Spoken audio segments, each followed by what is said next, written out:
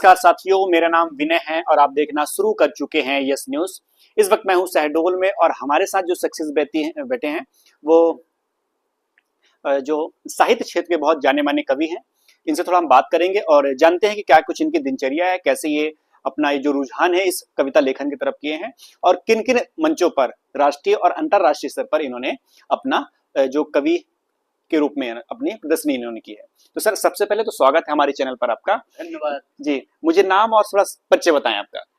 मेरा नाम अरुण नामदेव है और मैं वर्तमान में शहडोल में निवास कर रहा हूँ जी। कि मुझे मेरी जो कविताएं हैं इसका प्रोत्साहन मुझे किसने दिया। हाँ, मतलब प्रेरणा कहाँ से मिली आपको? प्रेरणा कहाँ से मिली, तो ये मेरे लिए बड़ी सौभाग्य की बात थी और लेखन के लिए उस समय जो मैं लिख रहा था उसके लिए मेरे महाविद्यालय शासकीय महाविद्यालय सतना में मैं बीएससी सेकेंड ईयर का छात्र था। उस समय दीक्षांत समारोह का आयोजन किया गया था जिसकी अध्यक्षता महादेवी वर्मा ने की थी और उस कार्यक्रम को रिकॉर्डिंग करने के लिए रीवा आकाशवाणी से पूरा सिस्टम आया हुआ था। तो उसमें मुझे कविता पढ़ने के लिए कहा गया था। तो जब मैंने कविता पढ़ी थी, वो कविता तो ज्यादा ध्यान नहीं आ रही, उसकी कुछ पंक्तियां मैं कोशिश करता हूँ कि बता दूं। नहीं तो उस समय क्या माहौल कैसा था, क्या लगा था आपको? कॉन्फिडेंस की जरूरत, क्योंकि पहली बार इतना बड़ा मंच था। हाँ, है ना? क्योंकि राज्यपाल भी मेरे हिसाब से आए रहे होंगे उस समय पे, क्योंकि दीक्षांत समारोह में आते हैं वो। हाँ, और जिले के अधिकारी, पूरे राष्ट्र मध्य प्रदेश के अधिकारी जी। और तो उसमें मेरे महाविद्यालय का जो स्टाफ था वो मुझसे इतना आश्वस्त था, उनके अंदर इतना मेरे अंदर हो या ना हो, उनके अंदर इतना कॉन्फिडेंस था कि ये लड़का जो भी करेगा वो अच्छा करेगा। तो मैंने कविता पढ़ी और एकदम शून्य वटे सन्नाटा था। तो मुझे लगता है कि कुछ गड़बड़ हो तो नहीं हो गई, लेकिन जैसे ही मैंने अपनी कविता पूर्ण की, हाथ जोड़े और महादेवी वर्मा की ओर हाथ जोड़कर प्रणाम किया, वैसे महादेवी वर्मा उठ के आई और मेरे हाथ में गले यहाँ हाथ डालकर बोली, तुम क्या करते हो? मैंने कहा मैं यहाँ बीएससी द्वितीय वर्ष का छात्र हूँ। कहें जी कब से लिख रहे हो? मैंने कहा मैं कक्षा 8वीं से मेरे लेखन की ओर रुझान हुआ, तब से लिखना। कहीं बहुत अच्छा लिखे हो, इस उम्र में मैंने ऐसी कविता पहली बार सुनी है, तुम इसी तरह लिखते रहना। और जाके बैठी। फिर बाद में आकाशवाणी वाले भी आए, बोले हम आपको आकाशवाणी में बुलाएंगे, तो क्या आप आएंगे? तब से मेरा आकाशवाणी में सिलसिला शुरू हो गया था और लगभग मेरी 300-400 कविताएं आकाशवाणी में अभी रिकॉर्ड हैं। चलिए, बहुत बढ़िया। अच्छा, जैसे आप मंच पर आप जब कविताएं सुनाते हैं, है ना, तो मुझे बताइए कि किन भावनाओं से आप सबसे ज्यादा जुड़ाव महसूस करते हैं आप? मैं सबसे ज्यादा जुड़ाव महसूस करता हूँ लोक कल्याण की भावना से। अच्छा।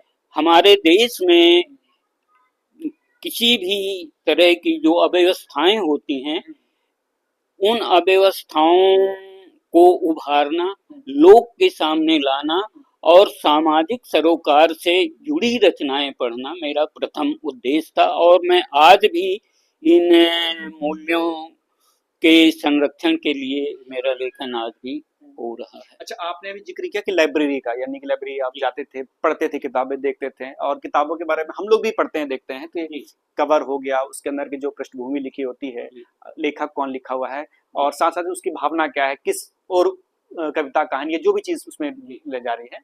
आजकल का जो समय है वो ऐसा है कि लोग बाग या स्टूडेंट हैं, किताब देखना नहीं चाहते, छूना नहीं चाहते। बिल्कुल सही बात है ना? तो इसको आप कैसे देखते हैं, जो बदलाव आखिरकार आया कैसे, और अगर वापस जाना है तो इसके लिए कौन कौन से कदम उठाए जाने चाहिए?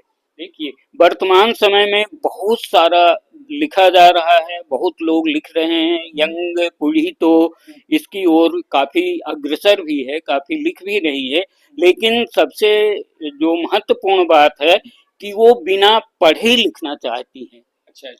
कि वो पुस्तकों को कविता लिखना चाहती है, लेकिन कवियों को, जो हमारे पूर्व के कवि हैं, जो स्थापित कवि हैं, जिन्हें कविता का अच्छा ज्ञान है, उनको वो बिल्कुल भी पढ़ना नहीं चाहते। अच्छा, इससे क्या उनकी लेखनी में प्रभाव क्या पड़ता है अगर बिना पढ़े लिख रहे हैं तो वो? तो वो मूल्यों की ये स्थापना नहीं कर पाते, जिन मूल्यों की आज हमें आवश्यकता है। कोई इश्क पर लिख रहा है, कोई कुछ पर लिख रहा है, लेकिन सामाजिक सरोकारों से जुड़कर लेखन यंग पीढ़ी के द्वारा नहीं किया जा रहा। और जो लेखन सामाजिक सरोकारों से जुड़ा नहीं होता, उसका कोई औचित्य नहीं होता। वो एक स्टेटमेंट हो सकता है, एक तुकबंदी हो सकती है, लोगों को हंसाया जा सकता है प्रभावित करने के लिए, लेकिन उसका कोई सामाजिक सरोकार नहीं होता, जो कि बहुत ही जरूरी है। अच्छा, तो सब मिला के ये भी कह सकते हैं आप हिसाब से कि कवि ना केवल एक कविकार होता है, कविता लिखने वाला, तो एक समाज सेवा से जुड़ा हुआ व्यक्ति भी होता है, जो अपना भावना या जो भी जागृति वो फैला सकता है समाज में, करता है ना। अच्छा, मैं कुछ पेशा जो आपका है कवि, इससे कुछ संबंध सवाल पूछना चाहूंगा कि जैसे आपने बहुत सारी कविताएं गाई हैं, अंतरराष्ट्रीय मंचों पर भी गाई है, तो क्या विशेष अनुभव कोई रहा हो आपका इतने समय में? कोई विशेष एक या दो अनुभव बताइए। हाँ, मैं मेरा विदेश गमन या अंतरराष्ट्रीय स्तर पर कवि सम्मेलन में सहभागिता करने का अवसर 2015 में मिला। जब मैं पहली बार अमेरिका गया था, और अमेरिका के शिकागो नगर में गया था। शिकागो है, सब लोग जानते हैं शिकागो जी, शहर जो शिकागो विंड सिटी के नाम पे विश्व विख्यात है। वहाँ मेरा बेटा था, सॉफ्टवेयर कंपनी में इंजीनियर थे। उस समय हम गए थे, तो वहाँ हमारे 3 त्योहार पड़े थे। पहला दशहरा, दिवाली और नया वर्ष। तो कॉलोनी के जितने भी लोग थे, वो ज्यादा गुजराती समुदाय के लोग थे, तो वो आपस में मिलकर के नए वर्ष पर एक काव्य संध्या और संगीत संध्या का आयोजन करते थे। 2 दिवसीय का। भारतीय लोग थे वो सब वहाँ पे? भारतीय लोग, वहाँ कम्युनिटी बहुत अच्छी है, और एक दूसरे के प्रति सहयोग और समर्पण की भावना है। वहाँ अन्य भेदभाव बिल्कुल भी नहीं है। नहीं, क्या होता है ना, जैसे हम लोग भी बाहर जा ट्रेवल करते हैं, मान लीजिए अगर यहाँ का कोई व्यक्ति मध्य प्रदेश का मिल जाए मुझे नई जगह पे, तो वो एक अपनत्व की भावना है। अगर शहडोल का मिल जाए तब तो और भी अलग होना, या किसी भी जाति समुदाय किसी धर्म का, वो आ जाता है कि अपनी जगह का, तो एक स्पेशल फीलिंग आ जाती है। बिल्कुल सही आपने कहा। साथ में रहना, खाना पीना, हम लोग भी जैसे बाहर जाते हैं, हम लोग भी देखते हैं तो ये माहौल मिलता है हम लोग को भी। जी, बिल्कुल यही माहौल मिला। और वहाँ पर जब ये आयोजन हो रहा था, तो नए वर्ष पर कवि सम्मेलन चल रहा था, तो मेरे बेटे ने जाकर संचालक महोदय से कहा कि हमारे पापा जी भी कविता लिखते हैं, क्या उनको भी अवसर मिल सकता है? तो वो इतने खुश हुए कि वो बोले कहाँ हैं? तो बोले वो बैठे हैं। तो वो संचालक महोदय मेरे पास आए, मुझे उठाकर साथ में मंच पे ले गए और पूरा परिचय दिलाया कि ये भारत के मध्य प्रदेश के शहडोल जिले से यहाँ पर उपस्थित हैं, और ये कविता लिखते हैं, और नए वर्ष पर ये अपनी कविता प्रस्तुत करेंगे। तो फिर मुझे तत्काल ही पढ़ना पड़ा। अच्छा। तो मैंने जो वहाँ सुनाया उस समय, तो वो इस प्रकार कुछ दोहे थे कि अगुवाई सूरज करे, दोहे थे नए वर्ष के संदर्भ में, कि अगुवाई सूरज करे, पांव पखारे धूप, चांद उतारे आरती, ले अक्षत और धूप, जीवन में हरदम मिले गुलमोहर की छांव, सदा किनारे पर लगे आशाओं की नाव, तो त्रेता जैसा धर्म हो, द्वापर जैसा कर्म, कलयुग जैसे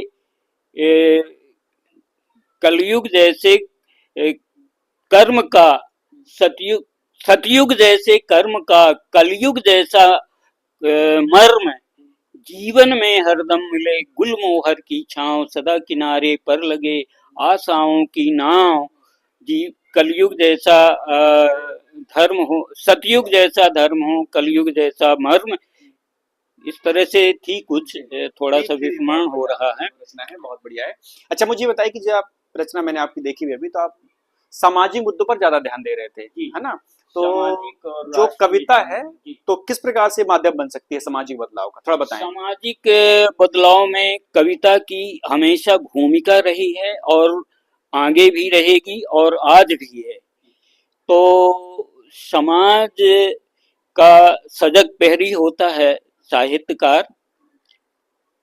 तो जो लेखन होना चाहिए वो समाज को ये बताने के लिए, इस ओर इंगित करने के लिए कि जो वर्तमान में हो रहा है उसमें कहाँ तक आप सहमत हैं, जो हो रहा है क्या वो सही दिशा में, सही दृष्टि में जा रहा है, या इसमें कुछ परिवर्तन की जरूरत है।